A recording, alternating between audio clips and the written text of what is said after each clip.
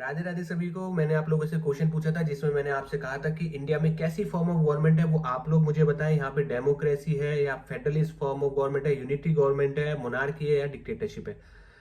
तो देखो, इंडिया में जो है ना, India is a democratic Republic country following a federal form of government system. अब डेमोक्रेसी का मतलब मैंने आपको तब भी बताया था कि जहां पे जो है देश की सरकार कौन चलाएगा, उसका हेड कौन होगा, वो हमारी जनता डिसाइड करती है।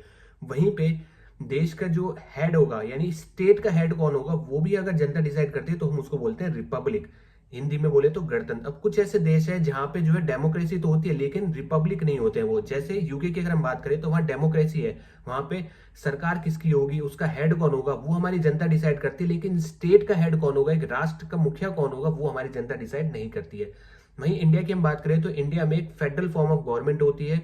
डेमोक्रेसी होने के बावजूद, रिपब्लिक होने के साथ साथ ये एक federal form of system follow करता है गवर्नमेंट का, जिसमें पावर का डिवीजन किया जाता है सेंटर के बीच में और स्टेट के बीच में। यानी कि मैटर स्पेसिफाई करे जाते हैं जिनसे सिर्फ सेंटर डील करेगा, कुछ मैटर स्पेसिफाई जिनसे सिर्फ स्टेट डील करेगा, और कुछ मैटर जिनसे जो है दोनों डील करेंगे। अब अगर इनके बीच में कंफ्लिक्ट आता है तो वो डिसाइड करता है हमारा apex court, supreme court of India.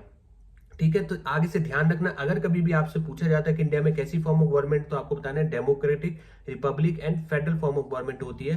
तीनों का मतलब मैंने आपको अच्छे से बता दिया है। एक बात और आपको बता दूं कि इंडिया में जो काउंसिल ऑफ मिनिस्टर्स होती है, जिसको हेड किया जाता है प्राइम मिनिस्टर के द्वारा, जो कि हमारा बताया गया आर्टिकल 74 ऑफ इंडियन कॉन्स्टिट्यूशन में, वो लायबल होती है लेजिस्लेटिव ब्रांच को, जो उसमें कंसिस्ट होते हैं हमारे प्रेसिडेंट, पार्लियामेंट, जो कंसिस्ट करती है upper house and lower house and bureaucrats, और जिसका हेड और होता है हमारे प्रेसिडेंट। तो इस तरीके से इंडिया में फेडरल सिस्टम वर्क करता है, जहां पे काउंसिल ऑफ मिनिस्टर अपनी पर्टिकुलर मिनिस्ट्री देखते हैं, जैसे ministry of road, ministry of telecommunication, ministry of education, ministry of health, ministry of railway, और उसको हेड करते हैं प्राइम मिनिस्टर, और वो रिपोर्टिंग करती है लेजिस्लेचर को, जो कि हमारी हेड की जाती है प्रेसिडेंट के द्वारा। इस तरीके से हमारी हेड ऑफ द गवर्नमेंट, जो कि प्राइम मिनिस्टर है, वो वर्क करते हैं गाइडेंस और एडवाइस पे हेड ऑफ द प्रेसिडेंट के। ठीक है, याद रखना।